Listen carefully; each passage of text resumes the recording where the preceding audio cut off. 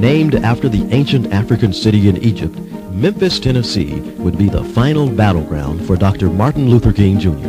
This is Vernon Ash reporting.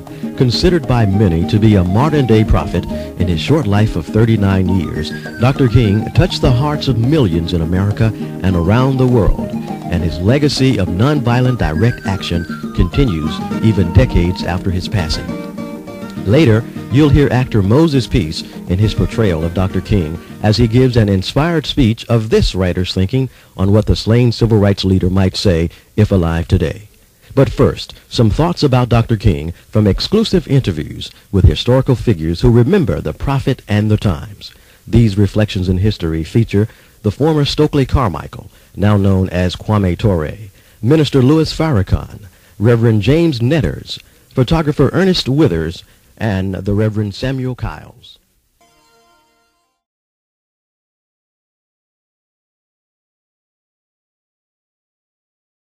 The focal point of '68 at the time that Dr. King was killed was the sanitation workers, and we were involved in trying to get them decent wages. They worked long and hard hours, but they made so little that they still qualified for welfare after they would put in a full week's work.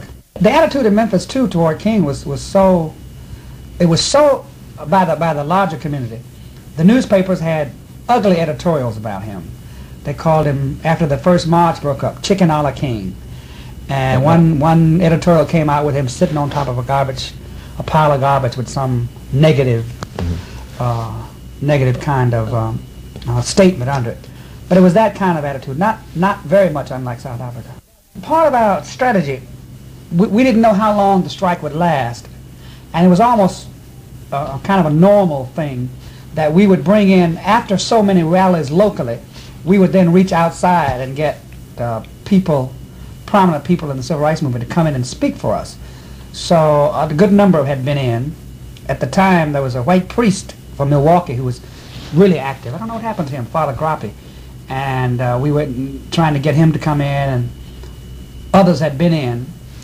And so we were sort of escalating our activities and our strategy.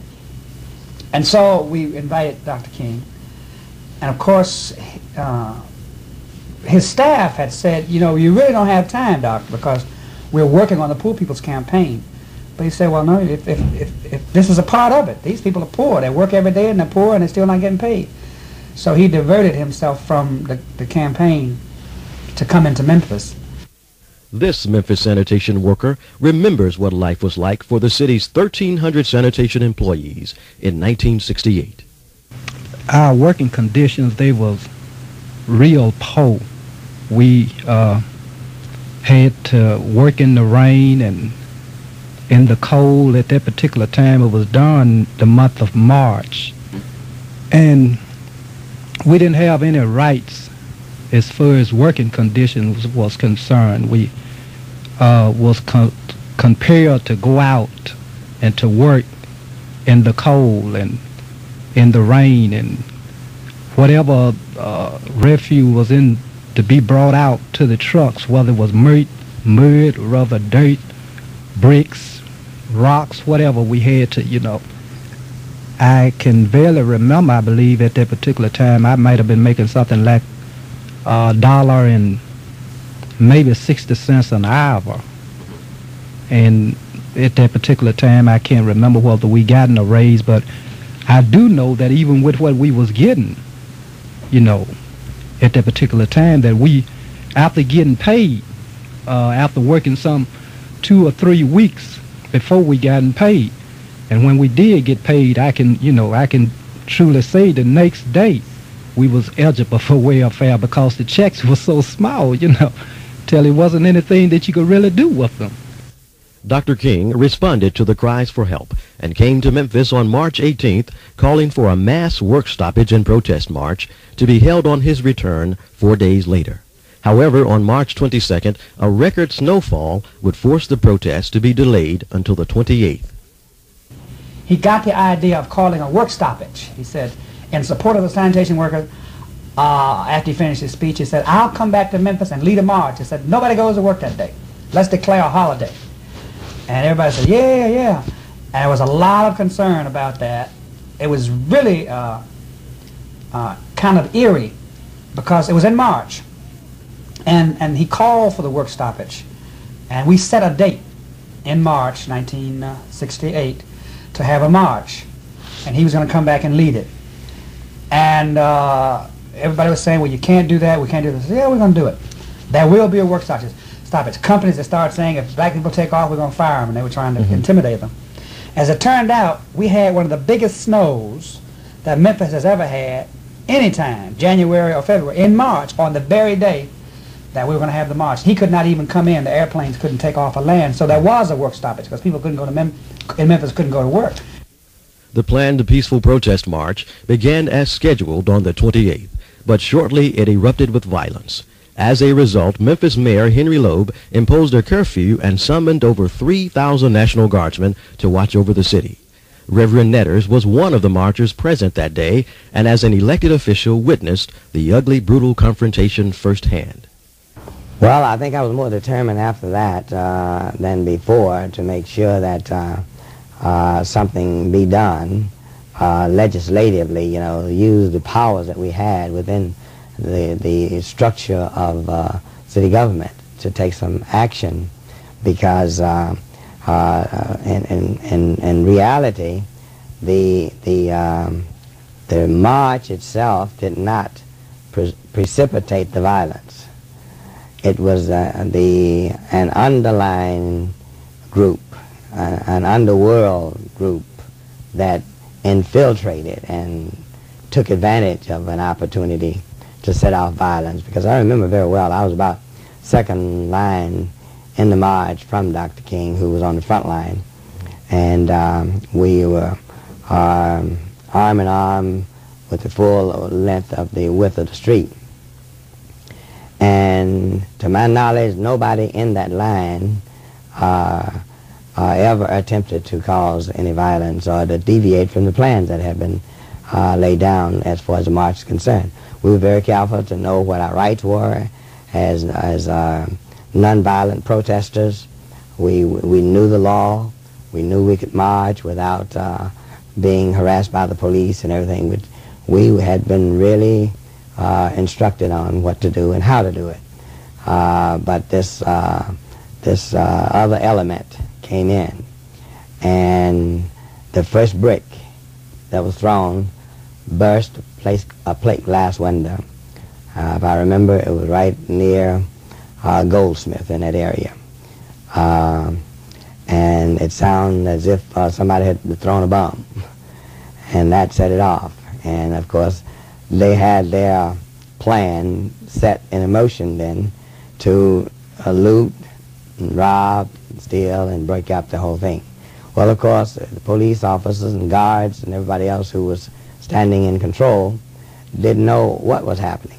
So they just forced themselves into the marching line and started beating head, throwing tear gas.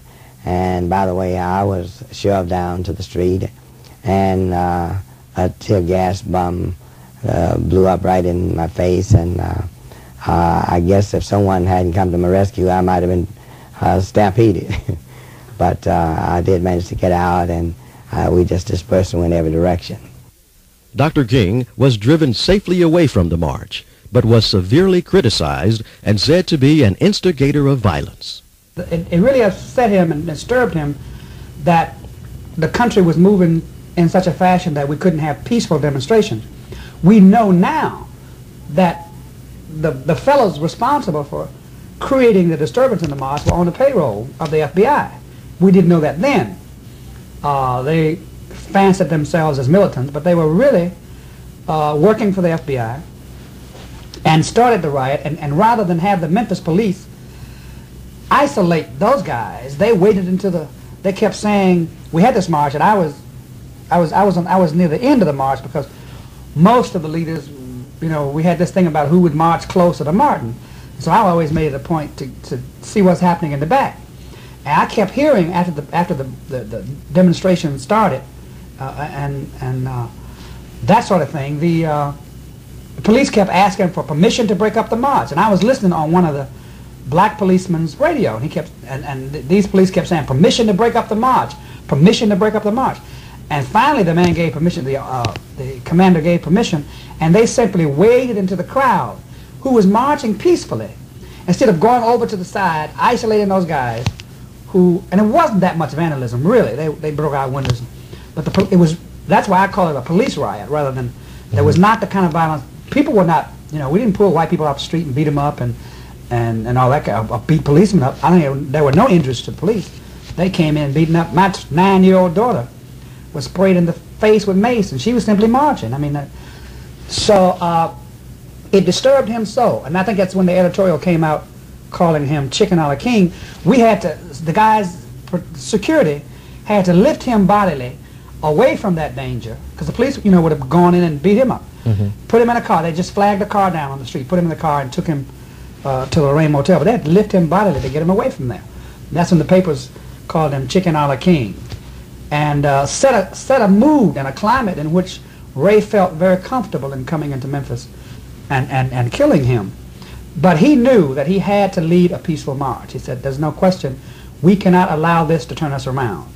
He was very upset because the rally had been one of the kinds of the old-fashioned rallies where people were really involved and had galvanized themselves around the issue of the workers. And he was determined to come back. I know he agonized over that day, and then he said, we're going to have the march. We've got to have it. And I'm going to send my own staff in and workshop the people, a week or so before I come. And that's how Jesse Jackson happened to have been here, and Bevel, and the top staff was in Memphis when King was killed. Some staff members of the Southern Christian Leadership Conference opposed another trip to Memphis by Dr. King. They felt it might jeopardize the success of the Poor People's March to White.